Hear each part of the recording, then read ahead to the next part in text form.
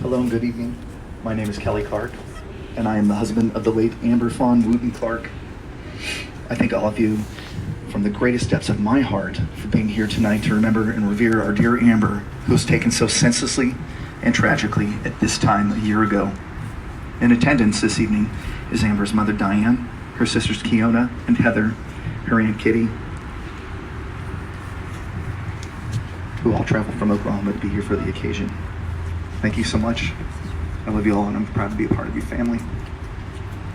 I'd also like to give special thanks to Sacramento Public Library Director and CEO Rivka Sass, who has been so very instrumental in guiding SPL through this tragedy while simultaneously mourning Amber's murder, and for the continued support you show me and Amber's family in terms of ensuring her legacy in this community. Mayor Pro Tem Angelique Ashby is also here. Hi, Angelique. I know this tragedy has been one of the most difficult events you've had to handle in your professional career, both as a city council member and on a personal level. And yet, you've been very instrumental throughout the year with championing Amber's lasting legacy, and for that I'm truly grateful. Thank you. Then there are the scores of all of you who rallied around me after this horrific tragedy and have shown me kindness, love, and support beyond my wildest expectations. You have shown the best of humanity in the wake of the worst.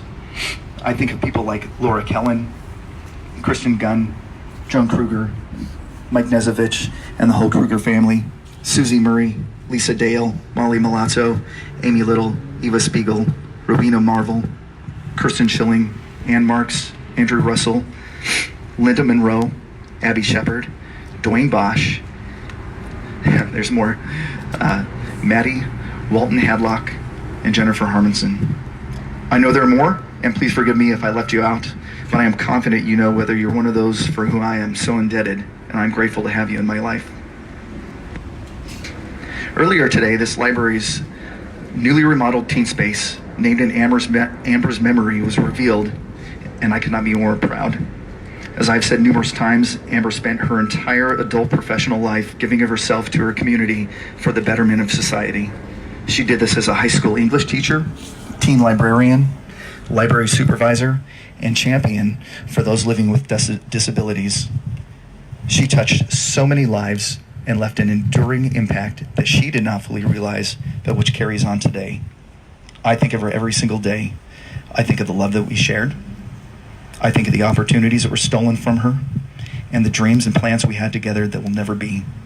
And I think of the unfinished work she had for the benefit of Sacramento. As a community, we have done so much to ensure that good deeds continue in Amber's name.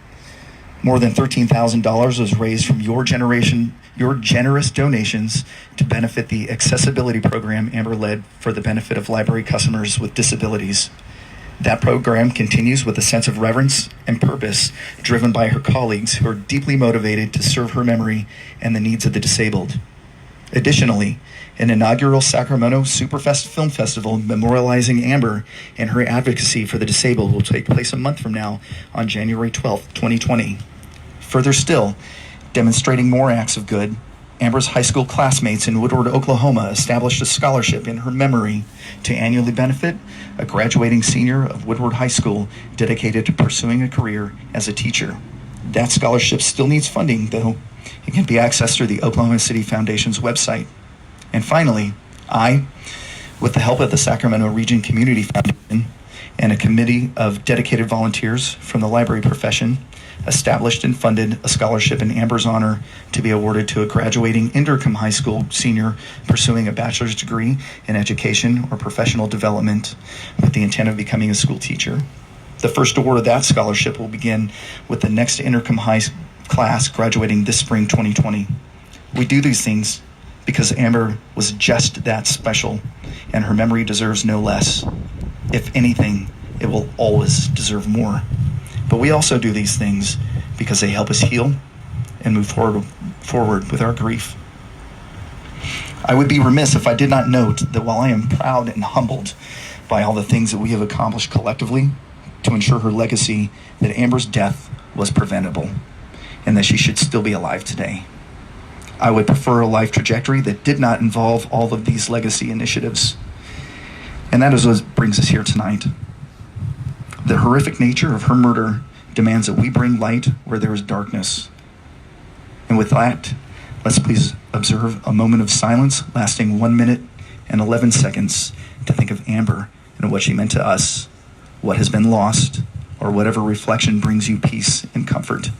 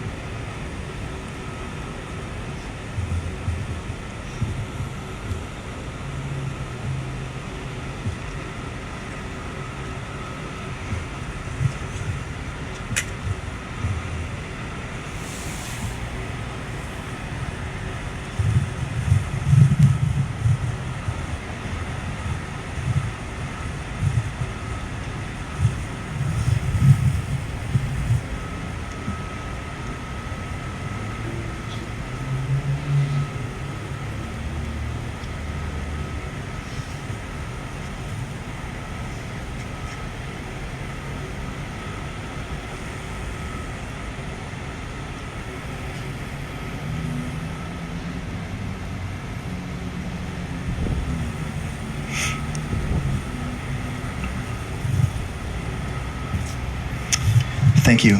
That was beautiful. And if you feel so inclined, and with one another's permission, I encourage each of you to hug someone next to you as a gesture of our humanity.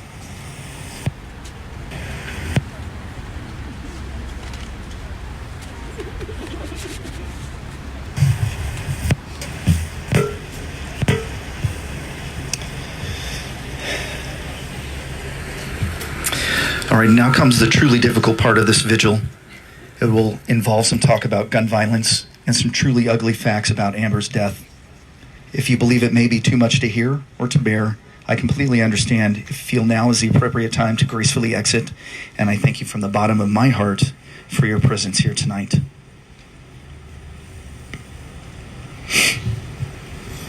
I have struggled with what to say regarding gun violence over the last year. In the first 24 hours of her death, I penned a scathing letter on the matter of gun violence proliferation, I penned a scathing letter on the matter of gun proliferation and sent it to the SACB. In hindsight, I'm grateful that they did not publish it, choosing instead to publish an excerpt extolling Amber's virtues. That emotional letter was full of platitudes and generalities and would not have served any purpose aside from some temporary emotional relief. I had to first recover from the shock that was induced, and then become educated on both the circumstances of her murder and the laws that surround access to guns in this nation. Amber is one more innocent victim of the national cancer that is lethal violence by way of firearms. Firearms are so prevalent as the weapon of choice in the United States that they are involved in nearly 75% of all homicides annually. 2 weeks before Amber was killed, she expressed concern that she might be shot or assaulted walking to her car. She wasn't certain who would do it, as she had a number of exchanges with hostile and indignant library customers in the months leading up to her murder. But think about that. Think about what that says of the current state of American society, that the national gun lust is so strong and irrational anger is so deep that we cannot go to a movie, shopping center, concert, nightclub, place of worship, school, or library without concern, real concern, that an unstable, violence-prone person with easy access to firearms might steal any one of our precious lives. Many of you may be wondering about the significance of the moment of silence lasting 1 minute and 11 seconds. It's not because today is the 11th of December. I am mortified to disclose that it represents the 11 bullets that monster fired at her beautiful head and face at point-blank range. I cannot even fully imagine the horror of that scene. I have tried, and it's left me devastated for months. Waking in terror in the darkest hours of the night, it's left me unable to look at a 2018 Honda Accord, the car Amber drove, without a deep sense of dread. It's left me always fearing that when I get in my car, someone may simply ambush and horrifically murder me for any number of absurd and irrational motives. It's left me dependent on medication to manage anxiety and depression so that I might function normally in my daily life. and it's made me uneasy in crowds, including this one, and overwhelmed by loud noises, and I wasn't even there at the scene of the crime. This may come as a surprise, but the man accused of murdering Amber appears to have lawfully purchased the murder weapon from a pawn shop in the St. Louis, Missouri area. He was able to do this despite having a record of domestic violence charges and numerous involuntary mental health commitments. How did he pass a background check, you ask? Well, technically he did not. There is an unconscionable weakness in the background check system known as the Charleston loophole, named after the city where that horrible racist, Dylan Roof, murdered 9 beautiful human beings in cold blood at the Emmanuel African Methodist Episcopal Church. You see, when a background check is performed, one of 3 results is returned. Proceed, which is what it sounds like, and the sale goes forward. Deny, also what it sounds like, and no sale is permitted. And delay, which is the category that came back when the accused went to purchase the gun he used to murder Amber. By federal law, when a delayed response is rendered, the FBI has 3 business days to complete the investigation. If no response is received within 3 business days, the sale is permitted to proceed. However, the FBI simply does not have the human resource power to investigate every single delayed response in 3 measly business days. Individual states can legislate longer wait periods, much like California has, but many states do not. And sadly, Missouri, where the accused purchased his firearms, is one of those negligent states. According to experts in the field, had the FBI been afforded more time to dig into the complicated history of the accused, it is very possible that he would have been denied the lawful purchase of his firearms. This weakness in the background check system has been under scrutiny for quite some time. In February of this year, the current U.S. House of Representatives passed H.R. 8, the Bipartisan Background Checks Act of 2019. This legislation will require background checks for all gun purchases and transfers, including gun shows and private sales. A related bill, H.R. 1112, would allow the FBI 10 business days to process a delayed response to a background check. But sadly, Senate Majority Leader Mitch McConnell refuses to take up this legislation in the Senate. I am certain that his NRA handlers, for whom he shows loyalty, are the driving force behind this refusal. If you believe as I do that this legislation has value and can save even one precious life from the scourge of gun violence in this country, I implore you to write Senator McConnell, just as I have and scores of other Americans have, and overwhelm his staff with messages to take up this legislation. Don't do it just for Amber, though. She's already gone. Do it for the next potential victim of gun violence, because our lives depend on it. With that, I thank you for this attention on this cold and wet December night, and hand the stage over to Amber's sister, Kiona.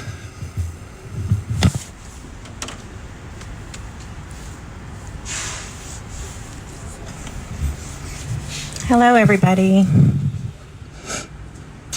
I am Amber's older sister. It means so much to us to have all of you gathered here today with us to celebrate and honor my sister. I wasn't sure I would be able to talk to you tonight.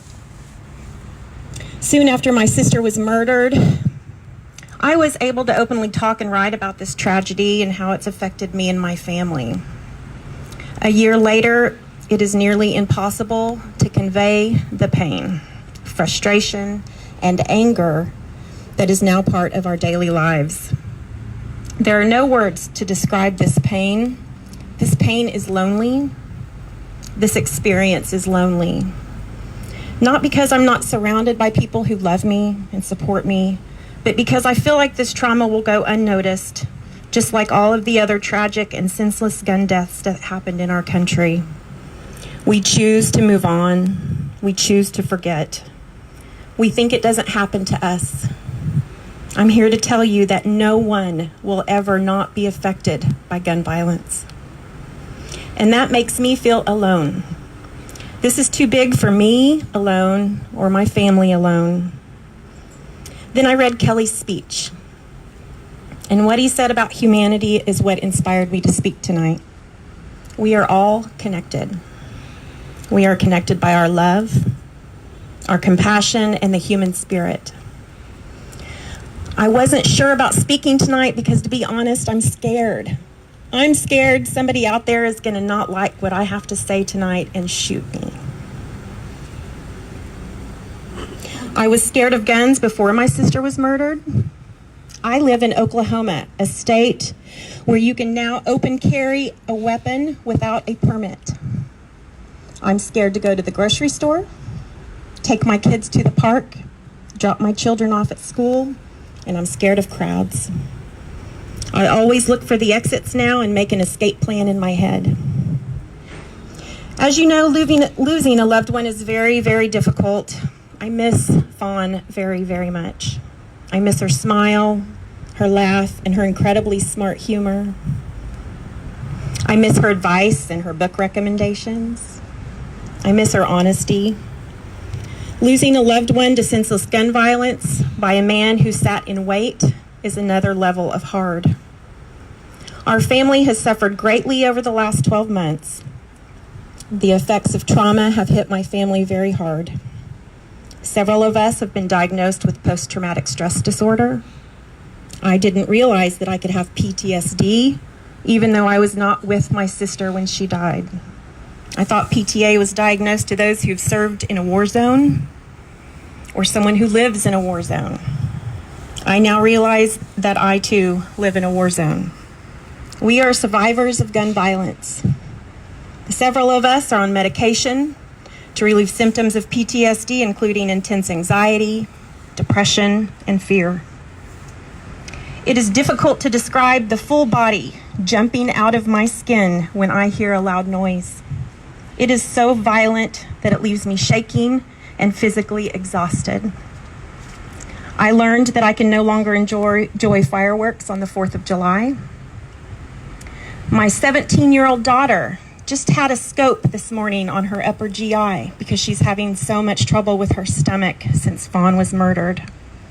On top of that, she has depression and anxiety. My 10-year-old son has been diagnosed with anxiety as well, and he has a terrible fear of going anywhere where there might be a crowd. We all go to therapy. Both my children and myself suffer from awful sleeping problems. We have all lost weight. We've had memory loss and trouble with concentration. Our relationships have suffered. My professional life has suffered.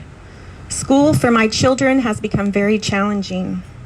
Imagine my traumatized children at school during an active shooter drill. And this is just the first 365 days. You see, the ripple effect of gun violence doesn't end here with my family. It extends into our communities and throughout our country. Amber's coworkers, their families, their friends, library patrons and their families, the communities in Sacramento, our families, friends, and coworkers and our communities, my sister's high school and college friends and their communities and their families. The state of California is paying for my therapy for 1 year. It, however, does not pay for my children's therapy or for our health care. I am accruing debt at an extraordinary rate to keep my family healthy and by frequently traveling back and forth from Oklahoma City to Sacramento. This horrific trauma will affect us both mentally and physically for the rest of our lives. PTSD fundamentally changes the brain structure and alters its functionalities, social development, and health. I believe that mental illness is not the cause of gun violence. Gun violence is the cause of my mental illness. I will never be okay. I will learn how to adjust and walk through this madness, but I will never be okay.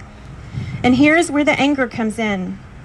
I am angry that my sister died a violent death by a man who should never have had access to a gun. I am angry that my government's laws did not protect my sister or my family. I am angry that there was not a red flag law in Missouri. I am angry that my children and my family will never be okay.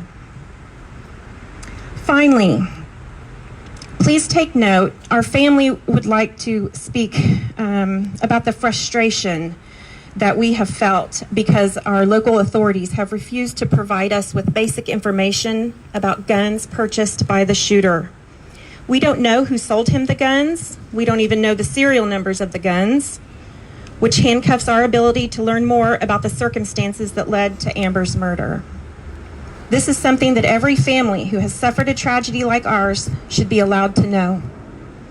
Please, District Attorney Schubert, release that information to us so that me and my family can hold accountable the actors and the weak federal and state laws that allowed a domestic abuser, a committed paranoid schizophrenic, a college student who was documented as having made threats to shoot and kill people, unchecked and legal access to a machine with the sole purpose of murdering another human being. I ask you all tonight to remember the humanity that Kelly mentioned. It is up to us to make changes. It is our moral responsibility as human beings. Treat each other with respect and kindness. Stand up for those who cannot. I ask you to fight for my sister, Amber Fawn Wooten Clark, and all of those other human beings who have died from gun violence, and for all those who will be affected tomorrow and Friday and every day after. If you are scared, you're not alone. There are lots of us that feel alone in this, but I ask you to stand alone with me to stop gun violence in this country. Please remember my sister. Thank you all.